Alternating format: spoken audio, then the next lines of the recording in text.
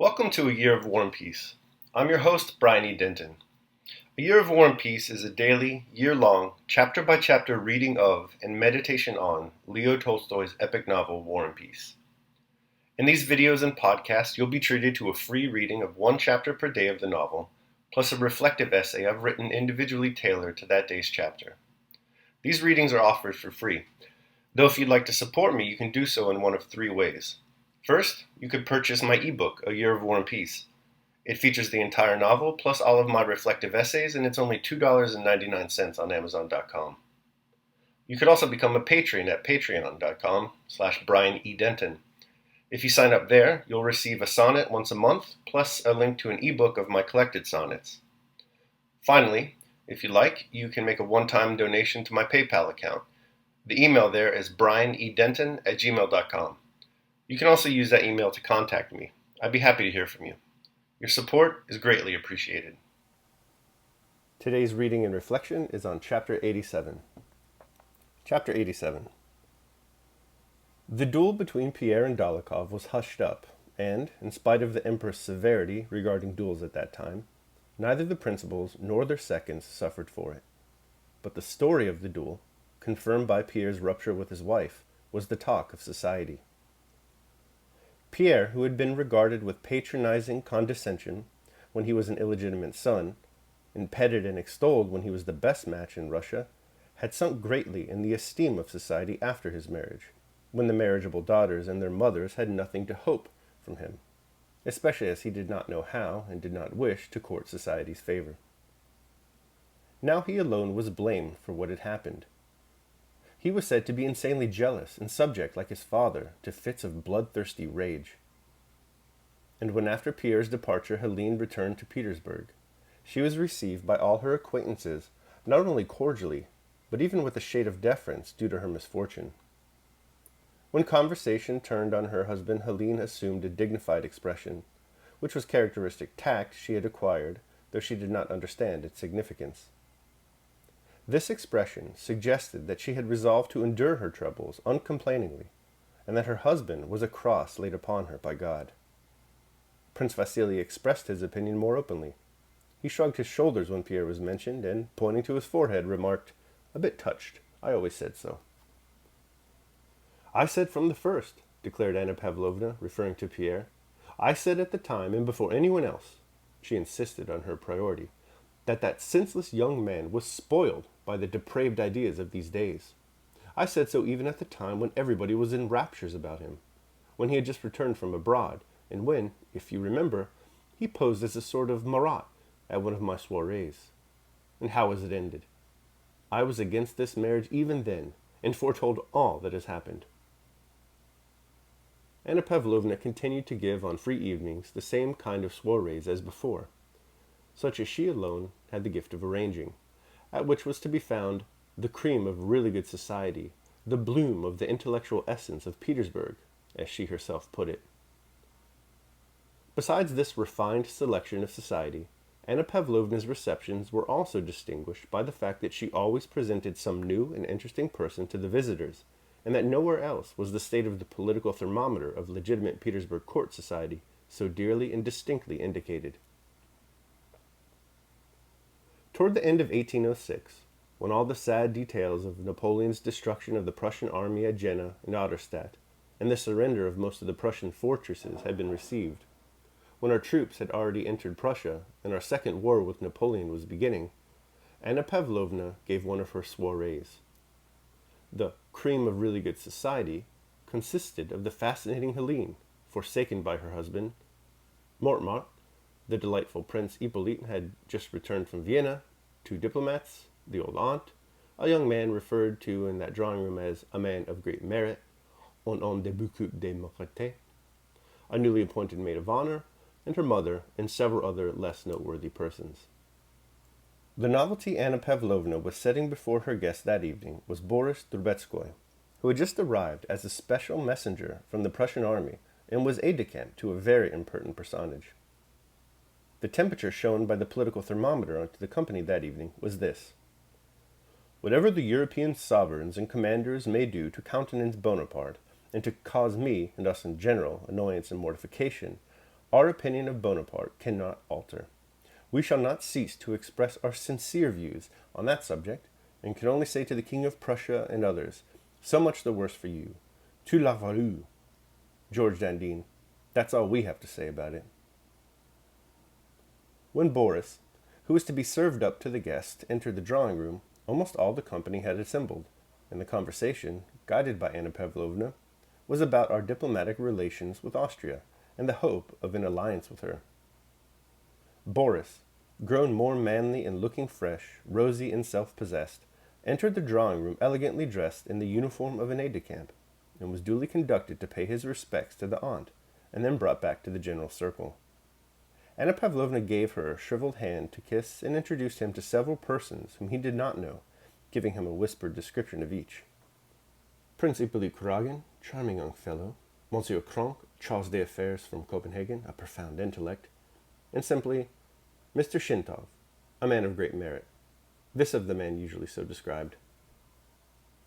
Thanks to Anna Mikhailovna's efforts, his own tastes, and the peculiarities of his reserved nature, Boris had managed during his service to place himself very advantageously. He was aide-de-camp to a very important personage, had been sent on a very important mission to Prussia, and had just returned from there as a special messenger. He had become thoroughly conversant with that unwritten code with which he had been so pleased at Omsk, and according to which an ensign might rank incomparably higher than a general, and according to which what was needed for success in the service was not effort or work or courage or perseverance, but only the knowledge of how to get on with those who can grant rewards. And he was often surprised himself at the rapidity of his success, and at the inability of others to understand these things. In consequence of this discovery, his whole manner of life, all his relations with old friends, all his plans for his future, were completely altered. He was not rich, but would spend his last groat to be better dressed than others, and would rather deprive himself of many pleasures than allow himself to be seen in a shabby equipage, or appear in the streets of Petersburg in an old uniform. He made friends with and sought the acquaintance of only those above him in position, and who would therefore be of use to him. He liked Petersburg and despised Moscow. The remembrance of the Rostovs' house and of his childish love for Natasha was unpleasant to him, and he had not once been to see the Rostovs since the day of his departure for the army. To be in Anna Pavlovna's drawing room he considered an important step up in the service, and he at once understood his role, letting his hostess make use of whatever interest he had to offer. He himself carefully scanned each face, appraising the possibilities of establishing intimacy with each of those present and the advantage that might be accrued. He took the seat indicated to him beside the fair Helene, and listened to the general conversation. Vienna considers the basis of the proposed treaty so unattainable that not even a continuity of most brilliant successes would secure them, and she doubts the means we have of gaining them. That is the actual phrase used by the Vienna cabinet, said the Danish charge d'affaires. The doubt is flattering, said the man of the profound intellect with a subtle smile. We must distinguish between the Vienna cabinet and the Emperor of Austria, said Montmartre.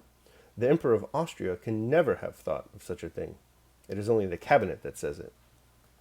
Oh, my dear Vicomte, put in Anna Pavlovna, l'Europe. For some reason she called it Europe, as if that were a specially refined French pronunciation which she could allow herself when conversing with a Frenchman. L'Europe ne sera jamais notre allié sincère. After that, Anna Pavlovna led up to the courage and firmness of the King of Prussia, in order to draw Boris into the conversation. Boris listened attentively to each of the speakers, awaiting his turn, but managed meanwhile to look round repeatedly at his neighbor, the beautiful Helene, whose eyes several times met those of the handsome young aide-de-camp with a smile. Speaking of the position of Prussia, Anna Pavlovna very naturally asked Boris to tell them about his journey to Glogau, and in what state he found the Prussian army. Boris, speaking with deliberation, told them in pure, correct French many interesting details about the armies in the court, carefully abstaining from expressing an opinion of his own about the facts that he was recounting. For some time he engrossed the general attention, and Anna Pavlovna felt that the novelty she had served up was received with pleasure by all her visitors. The greatest attention of all to Boris's narrative was shown by Helene. She asked him several questions about his journey and seemed greatly interested in the state of the Prussian army. As soon as he had finished, she turned to him with her usual smile. "You absolutely must come and see me," she said in a tone that implied that, for certain considerations he could not know of, this was absolutely necessary. "On Tuesday between 8 and 9. It will give me great pleasure." Boris promised to fulfill her wish and was about to begin a conversation with her when Anna Pavlovna called him away on the pretext that her aunt wished to hear him. "You know her husband, of course," said Anna Pavlovna, closing her eyes and indicating Helene with a sorrowful gesture. "Ah, she is such an unfortunate and charming woman. Don't mention him before her. Please don't. It is too painful for her." All right, so that concludes my reading of chapter 87. You will have to excuse my French. Je ne parle français, I guess is how you say it. I don't speak that language. I'll now proceed to my reading of the reflection on chapter 87, where you will hear more of my awful French. A Year of War and Peace, Day 87. La crème de la véritable bonne société. Told you. Speech is the great paradox of mankind. It is at once the tool that elevates us from the rest of the animal kingdom, and yet a sizable portion of its use among our species only serves to confirm that we are probably the most lowly, poor, and brutish of the planet's creatures. One need only listen to talk radio or visit an unmediated internet comments section to see that boll weevil larvae might make a better dinner companion than your average speech-possessing great ape. It's sad to say, but when Dante, in Canto 26 of his Inferno, has Ulysses tell his men that human souls were not made to live like brutes or beasts, but rather to pursue virtue and knowledge, he may have been too optimistic an appraiser of human nature. Hitting closer to the mark, perhaps, is Robert Lovelace, a man destined for Dante's second circle of hell, if there ever was one, who writes, quote, "What spiteful wretches are poor mortals, so rejoiced to sting one another, to see each other stung." End quote. Pierre Bezukhov is the target of Russian society's spite and stings in today's reading. When Pierre first came into his inheritance, remember, his stock in society skyrocketed. He was, after all, a single man in possession of a good fortune, and therefore, and a truth universally acknowledged, in need of a wife. After his marriage, however, things went south fairly quickly for poor Pierre. Now, we're told, he has sunk greatly in the eyes of society. His wife and father-in-law speak poorly of him, and Anna Pavlovna, still hosting her important soirees, also speaks poorly of him. She has a great many positive things, however, to say about Boris Dorobitskoy. In fact, at the particular soiree in today's chapter, Boris assumes the role of the novelty guest Anna Pavlovna likes so much to trot out and display to her society friends. Now, Boris isn't a bad person, not at all. His social conniving and strictly studied behavior does, however, strike the reader as at least a little inauthentic. Pierre, on the other hand, while bumbling and incompetent, at least displays an earnest yearning to improve his soul rather than merely his place in society. And yet, Boris is the one who collects the praise and admiration of his compatriots, whereas Pierre remains enwrapped in a cacophony of calumnies. It is an unfortunate defect in human nature that fault-finding, gossip, and backbiting take up so large a portion of our speech. The effects of this can be harmful not only to the target of the talk, but also to the speaker. Perhaps this is why Marcus Aurelius considered one of the greatest lessons he learned in life to be the avoidance of such talk. Daily meditation. From my governor I learned not to meddle in other people's affairs, and not to be ready to listen to slander. Marcus Aurelius, Meditations. All right, so that concludes my reading and reflection of chapter 87. I'm very happy that you joined me. Thanks so much for listening. Remember that if you'd like to support me, you can do so either by purchasing the ebook, A Year of War and Peace, becoming a patron at patreon.com, or making a one-time donation at PayPal. The links to all that are below. Your support is greatly appreciated. Tomorrow we will be reading and reflecting on chapter 88. I hope you'll join me. Until then, take care of yourselves and of others.